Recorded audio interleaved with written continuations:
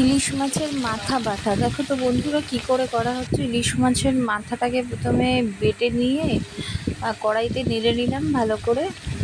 কানকোগুলো কিছু আছে, আর মাথাগুলোকে ভালো করে নেড়ে নিয়ে তারপরে দেখো কাঁচা লঙ্কা দিয়ে দিলাম। মিক্সি নিয়েছি, মিক্সিতে ভালো করে পেস্ট করে নেব।